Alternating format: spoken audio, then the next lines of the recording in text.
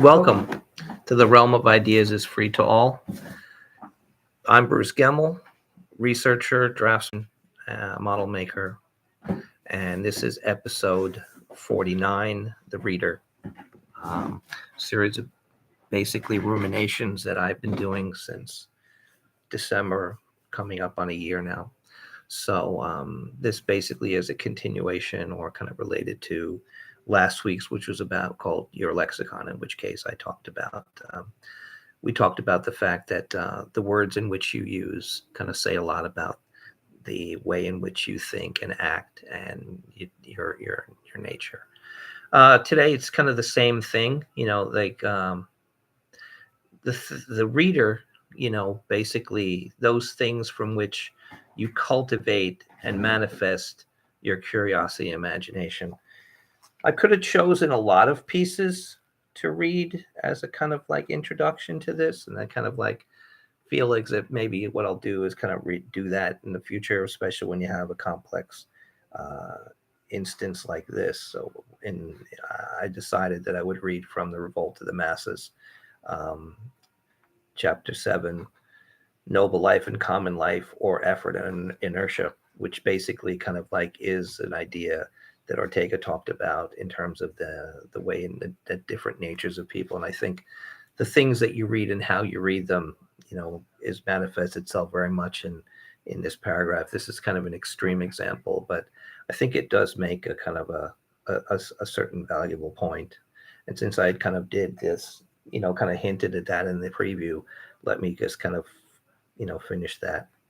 The mass man would never have accepted authority external to himself had not his surroundings violently forced him to do so. As today his surroundings do not so force him, the everlasting mass man, true to his character, ceases to appeal to other authority and feels himself lord of his own existence. On the contrary, the select man, the excellent man, is urged by interior necessity to appeal from himself to some standard beyond himself, superior to himself, whose service he freely accept. Let us recall that at the start we distinguished the excellent man from the common man by saying that the former is the one who makes great demands on himself, and the latter the one who makes no demands on himself, but contents himself with what he is and is delighted with himself. Contrary to what usually is thought, is the man of excellence, and not the common man who lives in essential servitude. Life has no savor for him unless he takes it constant to consist in service to something transcendental.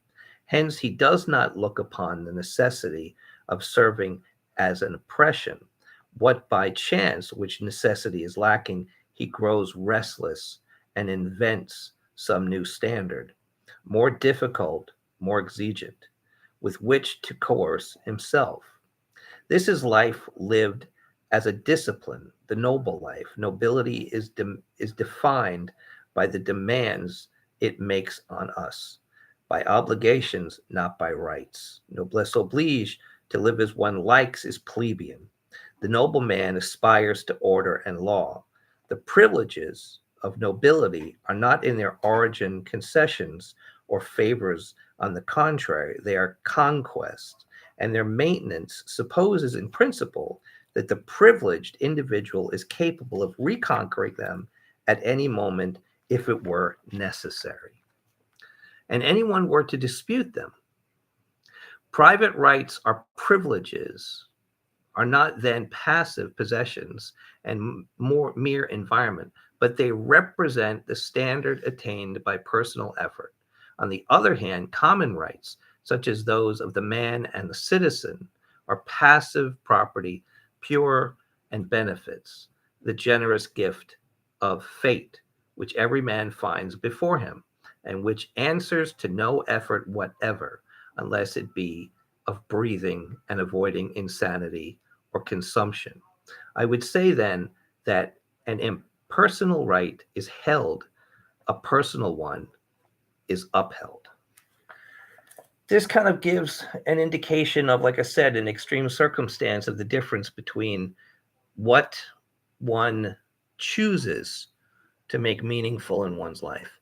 And a very good way to see that is not just the words you use to express yourself, but the things from which you gain strength, the things from which you have found that have cultivated your curiosity and imagination. So that's the beginning. That's where we start. And we'll go into that. But first, the piece of the show, the piece of the program, or the piece of the stream, whichever you say, based on your kind of like generational kind of like circumstance, we will talk about what's new in Julie. So now we will basically kind of turn that towards what Julie has to say about what she's been working on in the last week. So are you okay, Julie? That seems like okay. You all right? Having a throat thing. Okay. Okay. Well, it's that time of the year. The fall is certainly upon us, and there's certainly kind of between pollen and cold and people getting the first sniffles and kind of congestions of the year. You know, it's certainly a problem. Do you need a minute? You okay? Yeah, I just have to get a refill out. Okay. Fine. Don't want to hold you up. You can continue without me. It's fine. Get into this Ricola. Not in trouble. Okay, I'm fine. Okay. Well, why don't you tell us what you've been working on? Okay, well, quite a bit actually, Bruce. I'd finished my drawing on kleptoplasty in the lettuce sea slug. And all I had to do yesterday at the Met was to sign and date my drawing. And as you all may or may not know, I invent a typeface for each of my drawings, each of my paintings that is utterly unique to that particular piece of work. Having extensive training and having worked as a senior graphic designer for years, and having a real love and passion for the art of typography and calligraphy. So I designed a cartouche with the date. I invented several new numerographic ligatures for that date cartouche to fit it into a single ruffle of the top species of the lettuce sea slug in my finished drawing. And I also invented a new typeface for my signature, which is based on the gold foliate work on the nécessaire, which is the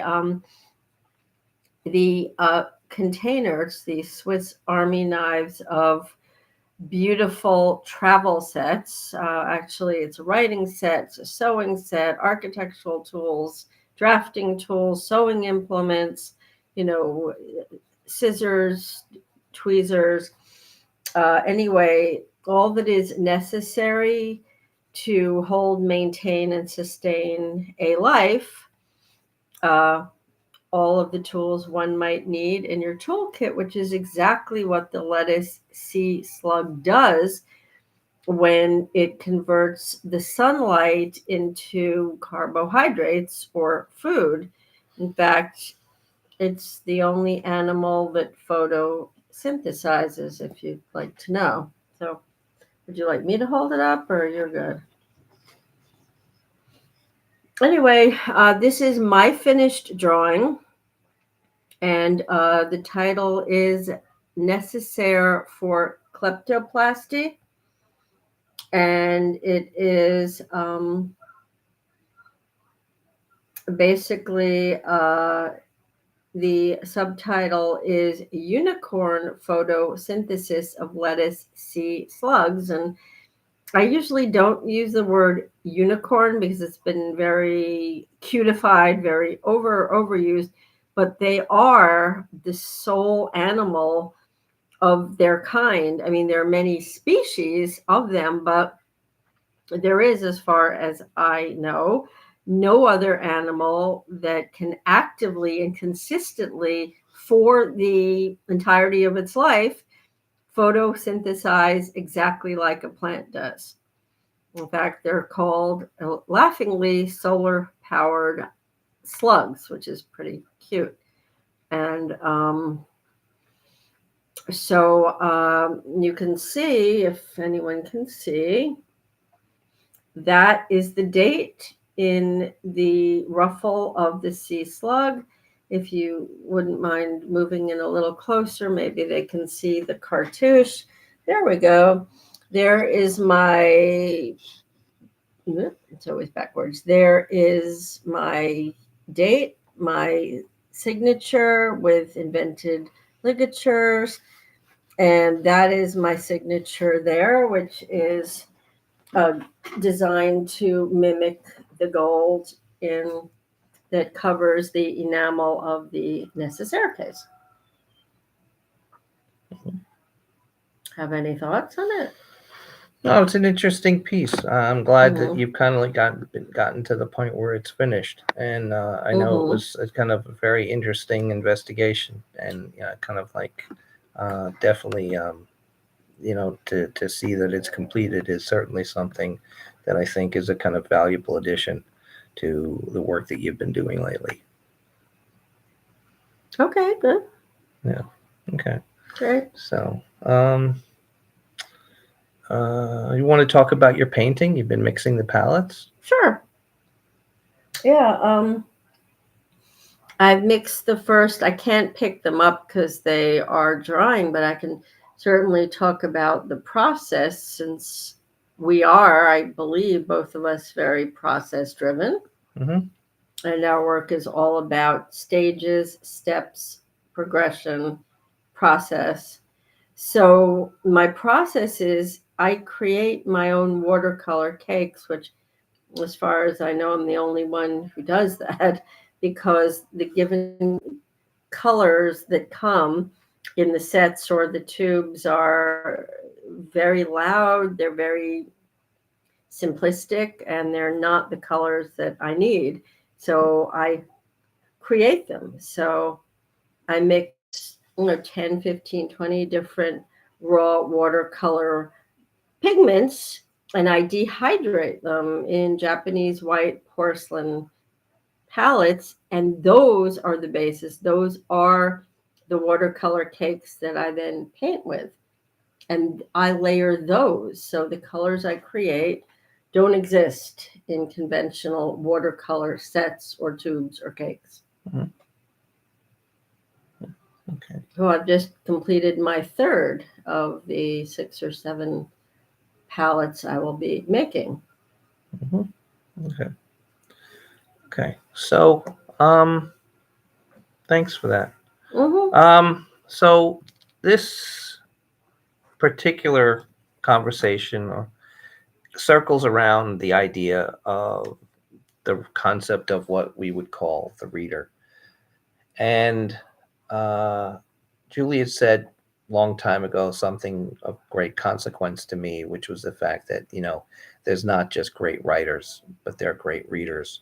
And I kind of think that that was something that we've kind of got to the point where now we're going to talk about that in terms of the nature of character. Next week, emotional character is our topic. And I think that's something that kind of comes with something that is tried to be kind of conveyed or at least understood or transcribed.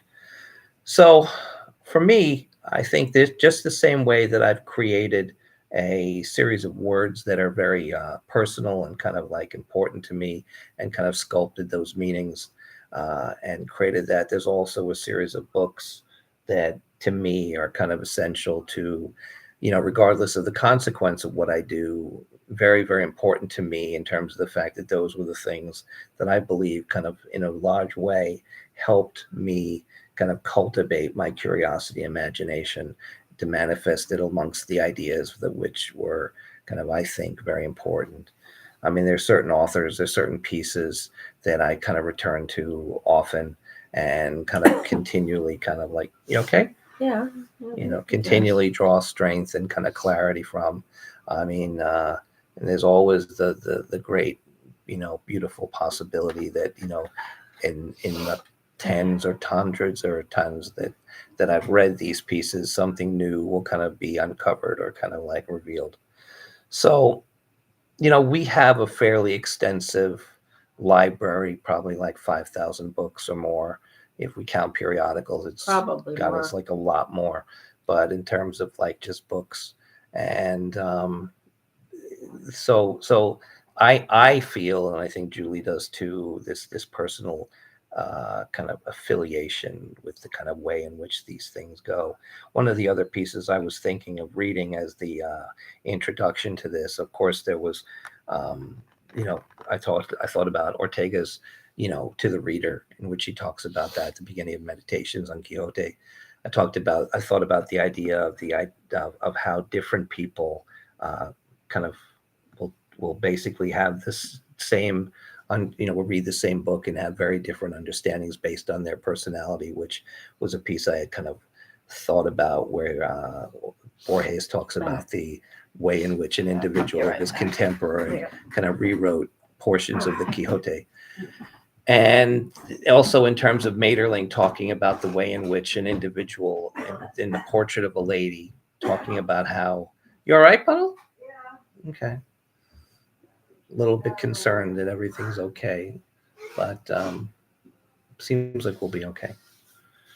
So in Portrait of a Lady, I think one of the things that I came to understand and appreciate was the fact that the way in which certain imaginations were kind of conveyed, in terms of the ability to kind of like coax insight out of something that hadn't been long well understood or alleged to be understood. And then, of course, I think about Whitehead's statement about the fact that the very beginning of Aims of Education, where he talks about the fact that there's nothing more useless than the kind of inertial, boorish pedant who simply understands, and can recite portions of something, but really has no depth of understanding or the consequence of the piece. So the reader is the person who basically is not a passive individual in terms of the information that he puts across his mind.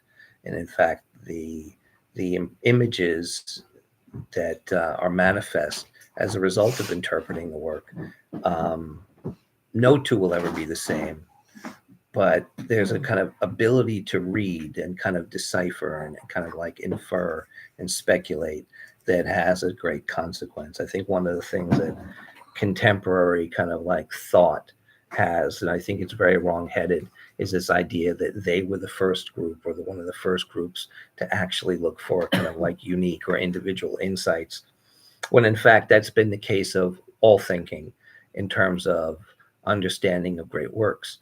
So, I mean, what happens is, I mean, when one looks across something, you know, a manuscript becomes great because of the original insights of the author, as well as the discoveries by the reader of those original contributions, and the additional contributions of the fact that individuals can see things that may not have been fully manifest in the imagination of the author themselves. I think that one of the things that's great about work, and once ideas are conveyed on paper or on images, is that they don't belong to simply the imagination of the author anymore. They're open to interpretation and meaning from everyone, and they exist now in their role of ideas. So, with that said, I mean, that's the kind of way in which I think, for me, I manifest and understand and appreciate those things from which I've come. I can maybe talk about some of those things, but I think it's more important to kind of understand the specifics. I mean, so you having does he think it's allergies? You think? Yeah, I feel like I got a face full of pollen. It's been Yeah. very windy. It has been very windy. The last couple of days have been I feel very like windy. I'm My totally eyes are stuffy and my itchy. eyes are kind of very itchy. Yeah. Yeah. So okay, well, we'll kind of do this as long as you feel comfortable. I don't want to push you past what you feel It's fine. comfortable doing. I'll All right. stick with it. Okay. So give me your idea of how you feel reading has been in terms of the significance of the development of your particular work, as well as the manifestation of your curiosity and imagination. Well, that's a good question. Um, Reading has been a fundamental core fulcrum, linchpin, and springboard for all of my work. I mean, in the way that most things that people think of as inspiration are not scientific research articles. I mean, I don't know of any other painters who routinely use their reading of scientific research as the basis and inspiration for their work, but I do. I mean, so reading a scientific paper, a research article, a perspective is a very particular exercise for me because I immediately start to visualize how I manifest this particular set of statistics, information, ideas, experiments, but most of all, hypotheses. And the subject of, I think, great art is, are the hypotheses that are put forth in other disciplines. And I do believe that you are getting far more than the voice of an author when you are reading. You are in a relationship with that person. It doesn't matter if they're alive or dead or present. They're present in a way that's extremely intimate. And I believe that the act of reading is a conjoining, and it is a union, whether in spurts or temporary, one that you go back to over and over. I believe there is an intimacy in reading, but it is how one reads. And I believe that most people don't really bring much to their reading. There's an art to reading. And I don't think most people understand what that is. And it's not being a passive observer, it's not simply combing over the words of somebody else. And it's not being a sponge for someone else's ideas. I find for me, to answer your question, which is a complex one, that reading is a very visceral experience for me. It is fundamentally intellectually acrobatic. It's it's a commensal experience. I do feel that the book is an organism. The person or people who wrote that book are the commensals, and I'm basically jumping on board. So I believe there is, in the best art of reading, a commensalism or a mutualism. Okay. I mean, in my case, I was thinking about the fact that, there's a history, or there had been a history in a lot of traditions to basically kind of have a history of the great works Uh, that were basically gradually, kind of like digested and kind of continued to be interpreted through time. One of the things I remember when I was kind of first meeting people as I was kind of coming into the realm of ideas, I used to talk to some people who had studied philosophy in a kind of older tradition, mostly in the continental vein.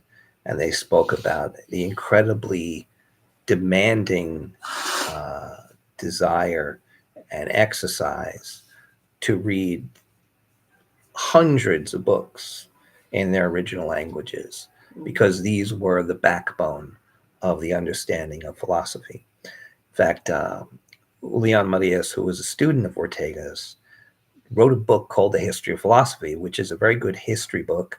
If one wants to have a kind of like survey history understanding of philosophy. But it was actually created as a series of lectures that he did to for other students, mostly I believe it was a group of female students, one of which was to be his future wife, who were sitting for for a mandatory exam that was necessary in order to continue the studies of philosophy in the School of Grab Madrid. another tissue. And it was not only the fact that one needed to understand the essential aspects of the major thinkers, right? It was really that one knew the character of even secondary, tertiary, and minor characters who were affiliated with schools. And that knowledge, again, was not to become inertial or romantic or sentimental, but it was to be able to understand the intricacies of how people had basically approached certain questions over time. And to me, when I kind of understood that, because I think my God, I've read the probably, if not every page uh, of history of philosophy, certainly just about every page, and it's kind of like so heavily annotated. I can barely sometimes even read, the original text because there's so much text on top of it.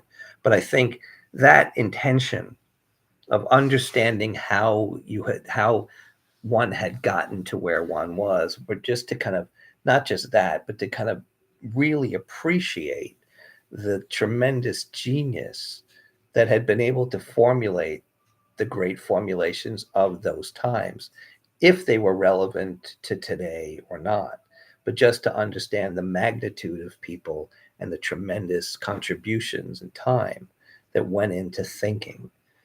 One of the things I remember, which I was also very proud of, I think that if, as much as I don't have a tremendous amount of faith in human nature or the human being, um, I think if there was a kind of a, if there was to be some kind of judgment passed on humans, I think the two things that they could basically present as the potential for their kind of like being spared, I believe the piano was one, and the Western philosophical tradition as a legacy would be another. You know, but I feel as if we've gotten away from that idea of the importance of reading and the importance of that character of reading, of being an individual who reads in a certain way. Like I said, in terms of the piece from Maeterlinck's Portrait of a Lady, where he talks about the ease and gracefulness with which a woman basically approaches what are, in a way, complex and intricate subjects in order to reveal tremendous depth and complexity, as well as, I think, a similar thing that Whitehead talks about in Aims of Education is the fact that usually a woman without education who simply is allowed to her own devices to kind of see circumstance is usually going to be more likely to come up with insightful deepening of understanding. Mm-hmm. So for me, that is something that I felt was, there's the active reader, there's the passive reader, there's the adventurous reader, and there's the inertial reader. There are many more, but these are the four that I basically see the most. So I would kind of say that what I want is to be an active and adventurous reader. And those are the kind of two things that I feel I've tried to be in terms of the way in which I've approached the things that I found possibly were there to to present the ideas that I was looking to find benefit of or insight into. So, in your case, when was the first time you felt as if something that was revealed in a book was something that gave you a kind of a depth or a circumstance towards something that you didn't previously have? And how did it make you feel? Well, it didn't just happen once. It had numerous I'm sure it times. happens Yeah. 10 times a day, but I'm saying, give me either a significant one or a fundamental one, one that kind of stands out. Charles Dickens' Hard Times. Hmm. Well, there's a scene, I forget where, I haven't read it in a while, but there's a scene where someone dressed up a cow and set it on ice with ice skates and clothes, and the crowds went wild and they ridiculed it. And it really showed the low quality of the people rather than the low quality of the cow. I mean, the cow was just a victim. The cow was there to amuse the crowds, but it was a very scathing, biting commentary on how much it took. And this is hundreds of years ago to move people or to get people to have a response. If Dickens were here now, he would be bowled over by how thick and leathery the human heart has become, where nothing moves most people at all. And they need ever more sensationalistic or grotesque or not sexy, because it's not, just things that are lewd. People have become very conditioned in a very bad way, in a very dangerous way, to things that they are exposed to. So this particular scene made a huge impression on me because it was pointing out the sideshow aspect of Victorian England, which has only ballooned since then. And the other thing that made it probably one of the biggest impressions of anything were reading all of Vincent van Gogh's letters. And that was probably one of the books that had the greatest impact, because for years I'd heard all sorts of things about what Van Gogh thought, what he did, why he painted what he painted, the way he died, his thoughts. And most of it was dead wrong. In fact, none of these people who had made these comments, most of them were pretty unfamiliar with his work. Not a single one of these people had ever read a word that Van Gogh himself had written. And he was quite a prolific writer and extremely eloquent. And to assume that one knows what's going on in someone's mind is a very dangerous thing, because they were all quite wrong. That seems reasonable. Yeah. I think in my case, I think that there were two episodes that stand out. Mm-hmm. There are many, and I think one is a kind of a. It's interesting the contrast between one, which is the thoughts and imaginations of a child, and the other one was basically an individual who was kind of somewhat at a mature age. And the first one was a book that I kind of came across as one of my first books before I could even read. And the second one was a book that I read, once I was already, I think, in my adult life, uh, which was Dostoevsky's Idiot. And the one kind of gave me a life plan, and the second one kind of like gave me a resolve, or gave me a vindication for my existing resolve. So when I came across the individual Leonardo, I came across him not by meeting him physically, but by meeting him through kind of the documentation of his work and the documentation of his life, which was introduced to me by a very nice librarian named Mrs. Rosen, who kind of took a certain sympathy and compassion on a small boy who was basically trapped in a circumstance he really didn't feel any need to participate in. And rather than have him be tormented, allowed him the freedom to basically find an opportunity amongst this kind of somewhat tyrannical circumstance, which he had no interest in.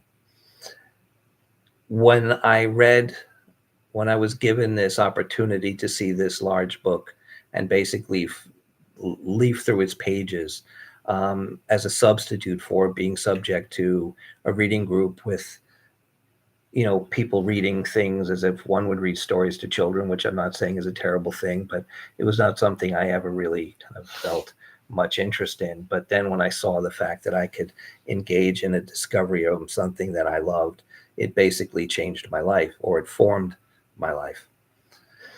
The second time was when I came across the fact of the principle in The Idiot, when Prince Mishkin is presented as an individual who seems to possess an incredible innocence, and he exhibits this innocence from a circumstance of harsh experience, from real visceral life.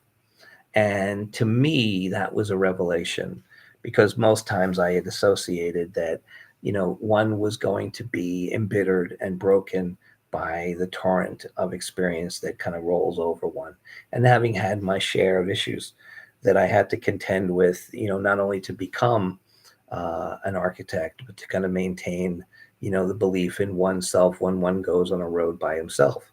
Uh, I found it quite vindicating and reassuring that the possibility of how one could come about that, in the case of Prince Mishkin, there was tremendous inner peace and inner courage that allowed this individual, in spite of his circumstances, in spite of his experiences, to maintain that innocence. In a way, it kind of like broke through a lot of cynicism, it broke through a lot of bitterness, it broke through a lot of kind of feeling that inevitably anyone who goes on his own road will eventually kind of become jaded, bitter, resentful, envious of the things that have been kind of like uh, held away from that person. So that was, to me, a really great lesson. And I think it was one of to me, it's like maybe one of the greatest books ever written. I mean, The House of the Dead is an amazing book, but I kind of think that Dostoevsky's Idiot, at least for me. And again, the other thing I'll mention is my interpretation, that thing that I kind of took great solace in, great vindication in, was not a unique or deep insight. This is an insight that is kind of fairly common in terms of its understanding of the relationship of Prince Mishkin to the meaning of the book.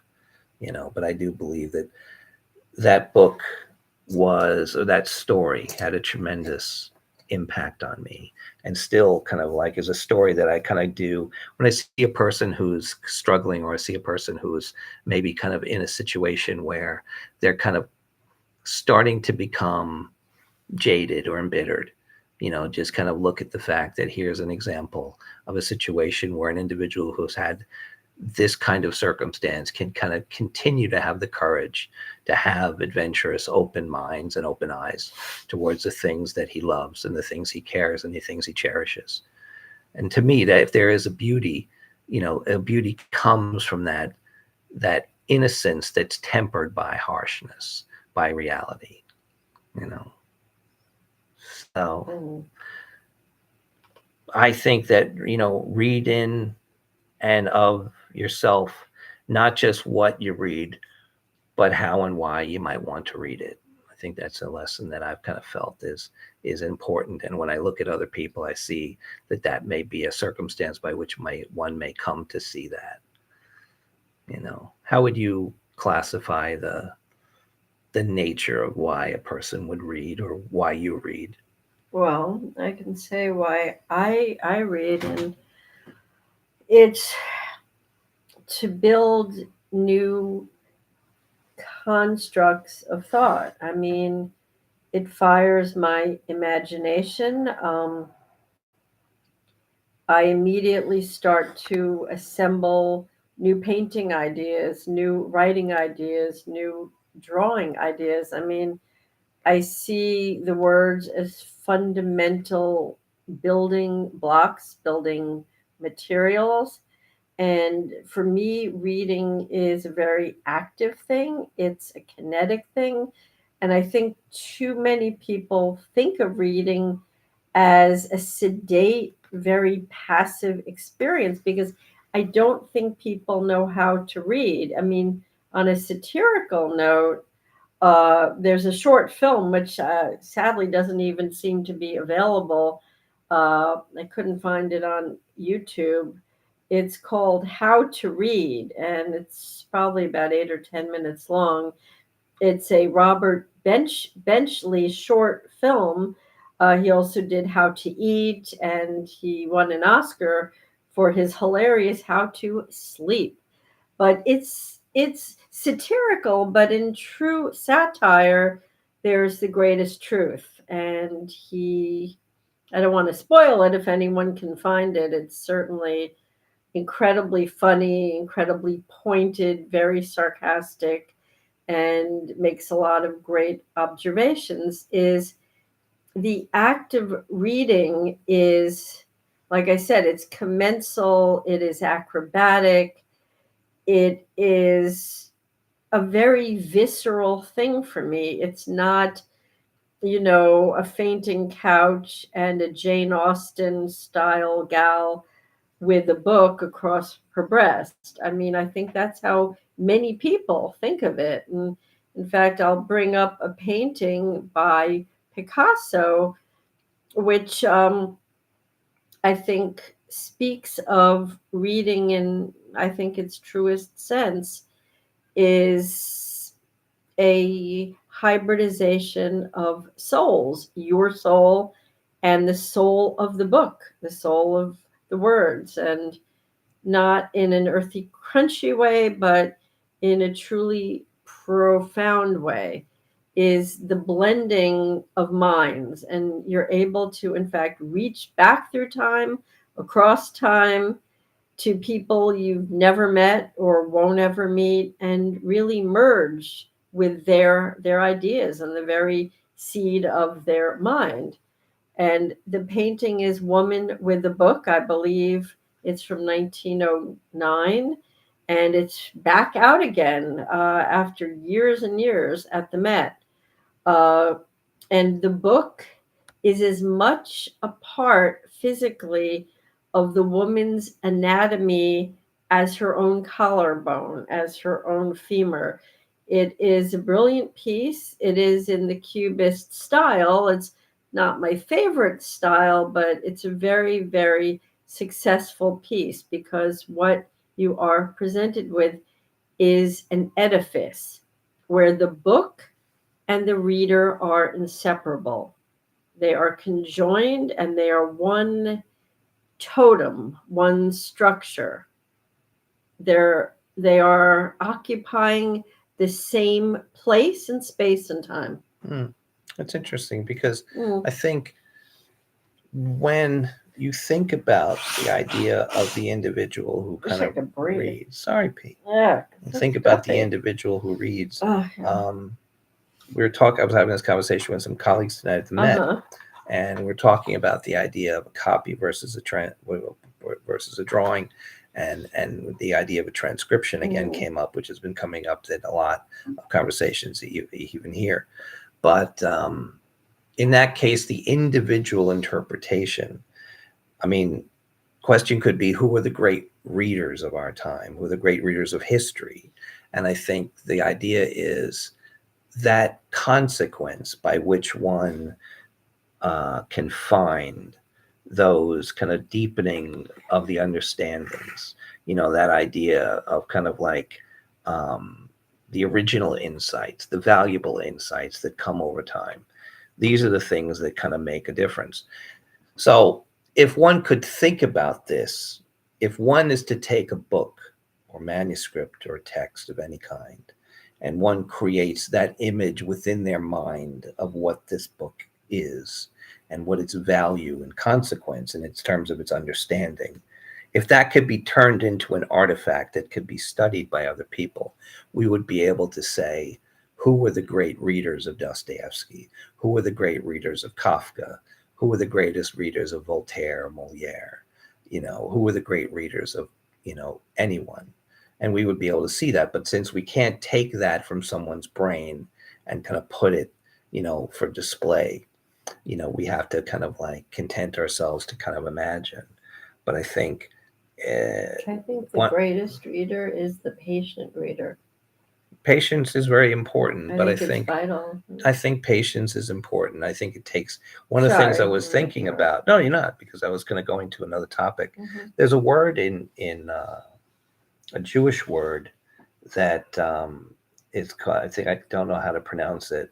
I think it's like havruta, but it's a Jewish Babylonian Aramaic word. Never. It is a traditional rabbinical approach to the Talmud study in which a small group of students, usually 2 to 5, analyze, discuss, and debate a shared text. It is a primary learning method in the yeshivas. And I always loved that idea because I think one of the things that I've loved is as I read a book, especially for the first time, and I absorb it, it's an incredibly beautiful experience. I think some of the greatest experiences, probably the greatest experience of my life, was reading The Origin of Species. It was not the greatly, not a great, not a greatly written book. It's certainly not a story. I mean, but you could see it in. I read it as a kind of an anthology of kind of different kind of observations about this discovery of the plasticity of of the of organic life. But it was a kind of a great chronicle as well, of the conquest of the understanding and overcoming the individual Darwin's own prejudices against the possibility of what he discovered but could not deny. So I remember it was summer and I poured myself into this book and basically enjoyed every single second. And as long as that book is, I was somewhat sad that there was no more to read when I came to the end. It is. But I also had the similar kind of feeling when I read The Life of the White Ant by Maeterlinck. Which is a very short book. It was a very short book. And it was also, we had a very small kind of piece. Yeah, trim size. And it was fun to kind of just kind of like read this. And it was just that feeling that I don't want this ever to end. And it was kind of one of these things where you kind of imagined the book as being circular and that you could read in a circle and you could never reach the end. But, I remember when I read it, I was so sad when I got to the last words. I started reading the table. I went back and read, the advertisements at the end of the book and all the kind of like other things. And I remember reading. You mean like the back matter? The back matter, yeah. Like index and the bibliography. Exactly. I read the index of bibliography, and I just kind of like read the back cover, and I was like, I just felt like, it was so. We didn't really go much into this, like a little bit into the specifics of key things to ours, but I think based that idea that like you basically transcribe an understanding of the work into your mind and basically carry that with you, and then as you return to the book, that gets deeper and deeper, hopefully over time. I'll say something. Yeah, go ahead. That, if I may, that's a tangent to that. Yeah. How you read a particular piece of work affects it tremendously, and most people always try to do what's expected of them when they read. And this is a very key point. If someone is reading a newspaper, they will affect that matter-of-fact journalistic kind of an attitude, and they will almost adopt the personality of the editor of the paper, of a columnist. They will assume that mode. If someone is, say, reading, say, a Calvin and Hobbes comic, which were hilarious, they will be of that mindset. It's more than just stepping into a world that's being crafted for you or with you. It is adopting the persona to better meld and fit and understand the nature of what you are reading. However, the true adventure in reading, I find, is to read a piece as it was unintended. Explain that. Yes. By that, I mean, when I read a research article in the journals, in Nature or the Mhm. journal that we get, which is Science, I read it as if it is a fairy tale, as if it's fiction. Hmm. I read a science article, a very hardcore science research article, Mhm. which is absolutely nonfiction, as if it was fiction, not because I doubt it, but because I am recasting it in my mind as the substance for a drawing, as a substance for a painting. And in order to craft a series of analogies and then leapfrog to what I do, which is to create a series of metaphors, I read it entirely differently from the way it was intended, from the way it was Mhm. written. I get all of the information. In fact, I believe I actually absorb it better. I retain it more. Mhm. I think you can choose how to read something, and almost always people have a default setting Mhm. by reading it like a martinet, like a student is told, read it this way. They always read it as they think they Mhm. should. Mhm. And they know of Mhm. no other way Mhm. to read a piece. Mhm. And I will read a piece of fiction as if it is nonfiction. Right. Let me ask a question. Yeah. When you read a book, do you ever read the introductions?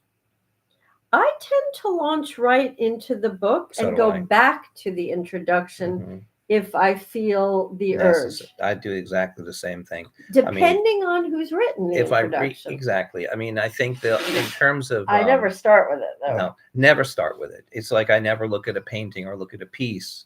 And I never And read yeah, a review of a film that I'm going to see. yeah, true. But I think for Yeah. me, one of the things I always found interesting, and I remember like this was something I always thought was funny about the Dover Classics was, what happens is on the back of the book or on the jackets they would have the biography of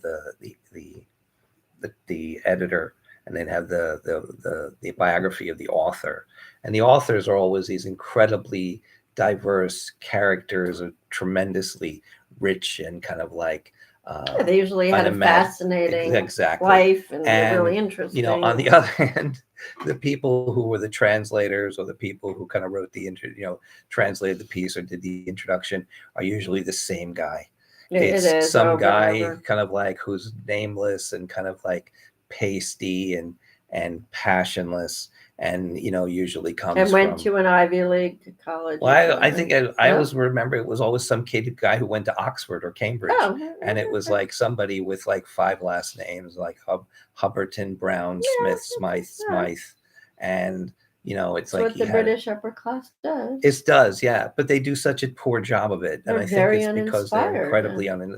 with. I mean, it's funny because I mean, I find that I was thinking the other day that in terms of my favorite authors, the authors that I've had seen a tremendous value on, a tremendous amount of them are British and Scottish, and it's funny because I mean, I hold very little but contempt for the current state of Scotland. It's somewhat embarrassing considering the fact Pretty that embarrassing. it was at one point in the 18th and 19th century, one of the most visceral, vital, intellectual spots Now it has in the the world. dubious honor of Edinburgh being the Oh yeah, the heroin heroin capital capital of and the world. prostitution Yeah, capital. it's pretty It produces heroin pretty addicts and dour. prostitutes. But It's great. I think that idea of the kind of the individual Shortbread. who's the author Mm-hmm. is always a kind of unforeseeable kind of like tale, but the kind of person who's the editor or the translator is always like the exact same guy. And it's always ironic because one is a person who you kind of feel, okay, look, just make sure that the type is readable, and the other person is someone who you want to read. So all right, we're getting to, do you have any last thoughts or things you want to kind of impart as kind of conclusions of this? Because again, we didn't go into specifics of things that we read. We kind of hinted at that, but we talked about more the idea of It's a why huge reading. topic. Oh, it is. And I mean, again, it's a continuation of kind of what we were talking about last week, and it's also continued next week because Yeah. the topic for next week is emotional resonance. And I Yeah, mean, that we're going sounds to talk about interesting. emotional character. That's the title. So Okay. give me your Okay. final thoughts. Well, my final thoughts is the inextricable link between reading and writing. And I don't mean that Mhm. everyone who reads needs to be a writer too. I happen to be a writer also. It's certainly not necessary. But what I mean is that the written word is practically extinct. I meet people all the time who never write anything Mm. pen to a paper. And there are whole huge groups of people coming out of college who literally can't write in script, who Mhm. can't write a sentence. And these are Mm. supposedly educated individuals. And by that, I connect this right back to the reading is when you get a few sound bites on TikTok, that's what most people read. That's how they read. And reading a small cluster of disjointed words linked by emoticons is not reading. So I actually am going to say something very bold, which is most people now do not read, do not know how to read, don't have the slightest idea of how to read because they don't read. Interesting. So they are, in fact, literate but illiterate at the same time in the ways that matter. Yeah, it's true because I think a lot of times you can get these people who kind of do these kind of AI synopsises, and they can Yeah, almost we go haven't even gotten into from that. the AI synopsis to the AI paper, which is kind of like basically just pressing two buttons. One is to get the synopsis, and the second one is to get the interpretation. And usually, you kind of can put no brain power into either one. No. And the whole science field is plagued by whole papers written by artificial intelligence. Really? Yeah, there's a that's huge terrible. article. Wait, oh yeah, in science? Yeah. I got to read that. And the reviewers Oh wow. are using artificial intelligence For analysis. Yeah. Oh, that's It's horrifying. horrifying. So what does anyone think anymore? I mean, That's we have my we have point. when's it coming up? Where is it coming up? Sorry. Let's see. We have emotional character, artifice and imitation, novelty, utility, quantitative imagination, the loss of the poster. Where's the one about the drawing as generator? The beauty of original ideas. Okay, that's not till the 11th of January. You might want to move that up. Yeah, it's But pretty the important. beauty of original ideas is something that I kind of like feel is really kind of missing in the discussions today. We don't, we came to understand the importance of the ideas in history because we realized there was a certain circumstance that brought about the necessity of this particular topic being kind of investigated. We stopped that. So, okay. There's a lot to go into, but at the same time, I think we can carry these on to the next topic. So, like I said, next week is emotional character. Then on the 16th of November, we have artifice and imitation. We have on the 23rd, novel utility. On the 30th, after Thanksgiving, quantitative imagination, and then we'll go from there. But I think you'll see a lot of these things kind of being talked about over to kind of reinforce the kind of basically common thread of the thinking between us. Okay, so last word. Yes. Okay. Those who need to write also need to read. Sounds good. Yeah. Okay. The realm of ideas is free to all and is to the benefit of all for us to keep it this way. Thank you. We'll see you soon.